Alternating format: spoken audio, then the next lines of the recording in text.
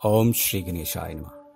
नमस्कार दोस्तों, इतिहास हमारा चैनल में आप सबका स्वागत है। दोस्तों, जैसा कि हम सब जानते हैं कि 9 जुलाई को गुरु पूर्णिमा का पर्व मनाया जा रहा है। कोई भी तिथि उस समय मानी जाती है, अर्थात कि पर्व उस समय मनाया जाता है जिस समय सूर्य उदय होता है, यानी कि 9 जुलाई को दोपहर को 1:06 तक ये रहने वाली है।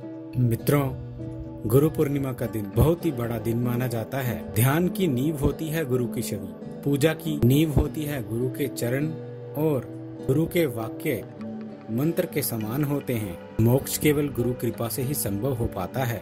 गुरु की मान्यता केवल वैदिक संस्कृति में पाई जाती है और अन्य किसी भी भाषा में गुरु का कोई पर्यायवाची नहीं है। मित्रों, अध्यापक को स्वामी के पर्याय तो मिल जाते हैं, परंतु गुरु इन सबसे ऊपर होते हैं। मित्रों, गुरु आपकी दैविक शक्तियों के बीच में सेतु का काम करते हैं और दैविक शक्तियों से आदान प्रदान का एक माध्यम होते हैं। गुरु अपनी क्षमताओं को समझते हुए ऐसी साधना का मार्ग बताते हैं जिससे आप धीरे धीरे अपने आप ही देवी देवताओं के करीब होते जाते हैं, उनके सानिध्य में आते जाते हैं, और आप कब नास्तिक से आस्तिक बन जाते हैं आपको खुद भी पता नहीं चल पाता है। मित्रों, गुरु एक माध्यम होता है।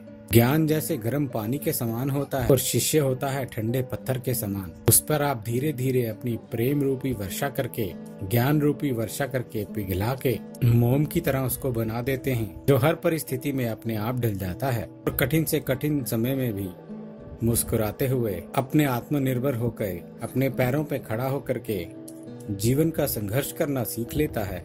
मित्रों, ये सिर्फ एक गुरु ही कर सकते हैं और गुरु का मिलना बहुत ही दुर्लभ होता है। गुरु की खोज में दूसरों की सुनी सुनाई बातों पर कभी नहीं जाना चाहिए। जब आपका दिल कहे कि ये गुरु हैं, तो वही गुरु हैं। चाहे वह आपके घर वाले हो सकते हैं, अर्थात कि आपके माता पिता हो सकते हैं, आपका कोई मित्र हो सकता है, आपके कोई बहन भाई हो सकते हैं। मित्रों, जरूरी नहीं है कि गुरु कोई शिक्षक अर्थात कि कोई टीचर, तो आप सिर्फ उनको ही गुरु माने।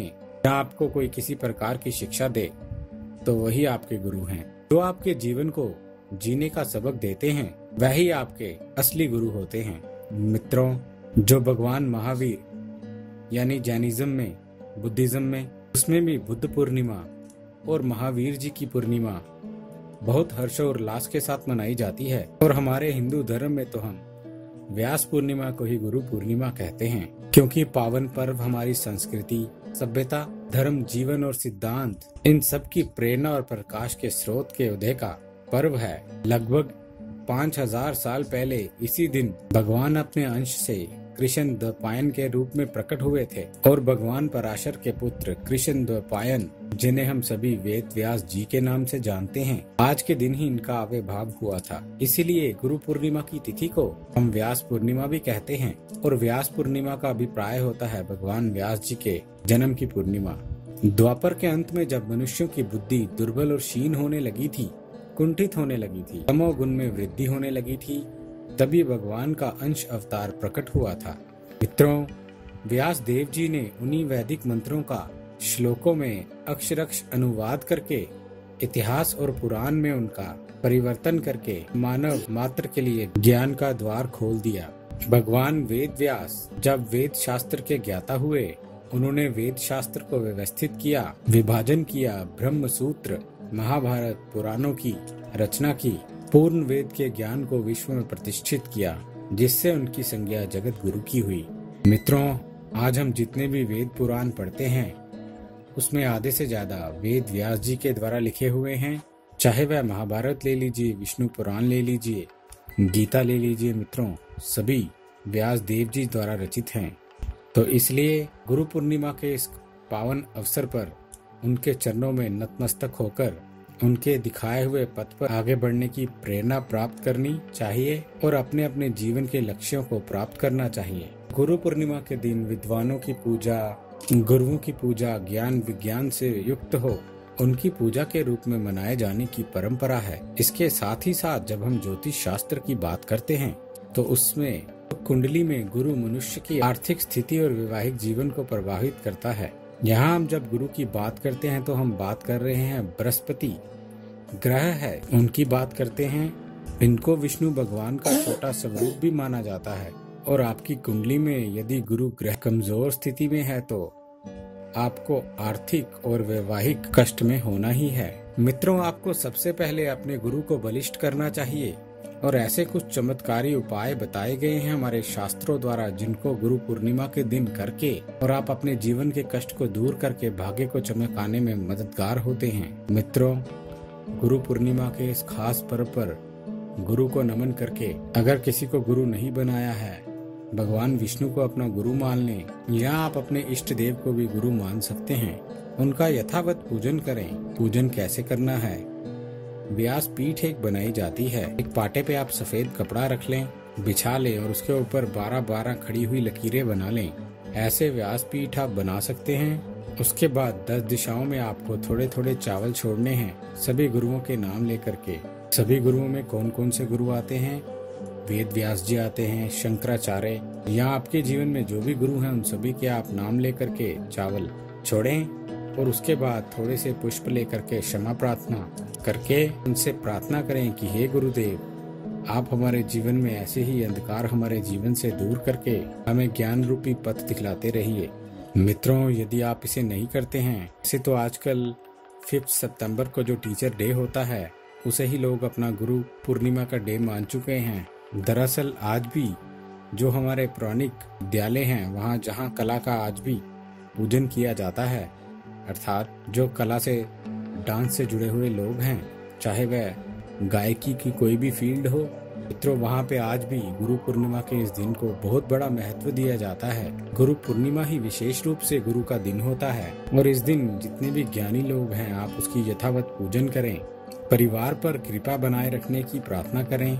आप अपनी इच्छा अनुसार, अपनी श्रद्धा शक्ति के अनुसार अपने गुरु को कुछ भी उस दिन भेंट जरूर करना चाहिए। अगर आपके जीवन में कोई ऐसा गुरु है जो आपसे कुछ नहीं लेता है तो कम से कम उसको तो 2 शब्द आप उसको अनुमोल दें कि हे गुरुदेव, आपने हमारे जीवन को पथ दिखलाया है, रास्ता दिखलाया है, मैं आपको शत शत नमन करता हूँ। मित्रों, गुरुओं के लिए चीजें तो कोई मायने नहीं रखती, वो तो वैसे ही सन्यासी होते हैं, ज्ञान बांटने में विश्वास रखते हैं, वह लेना नहीं जानते, सिर्फ देना जानते हैं। तो इसलिए हम ऐसे गुरुओं की आराधना क्या कर सकते हैं, हम तो केवल उन्हें धन्यवाद दे सकते हैं।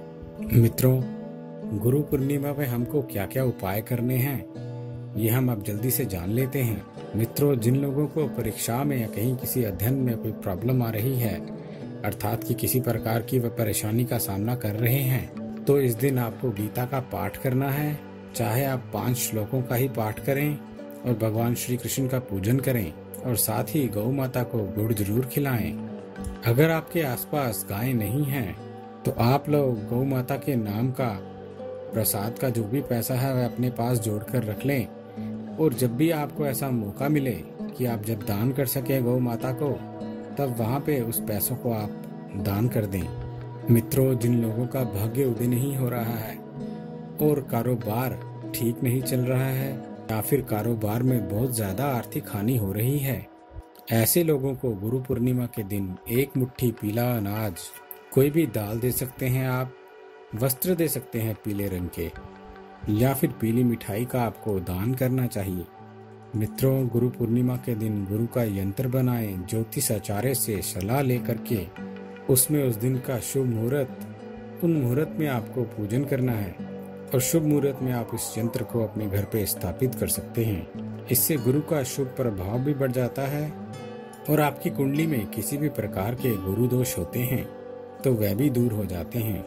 अगर आपकी कुंडली में गुरु की अशुभ स्थिति है, गुरु की अशुभ स्थिति अपने जीवन में बहुत ही कष्ट देती है दोस्तों, तो इसलिए ओम ब्रिंग बृहस्पते नमः, उस दिन इस मंत्र का आपको जरूर जाप करना है।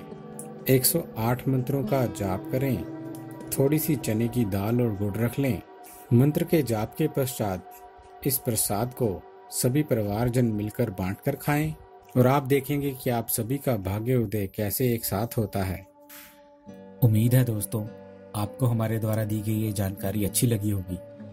यदि आपको हमारे द्वारा दी गई ये जानकारी अच्छी लगी है तो कृपया हमारा चैनल सब्सक्राइब करें, हमारे इस वीडियो को लाइक करें और हाँ, शेयर करना ना भूलें।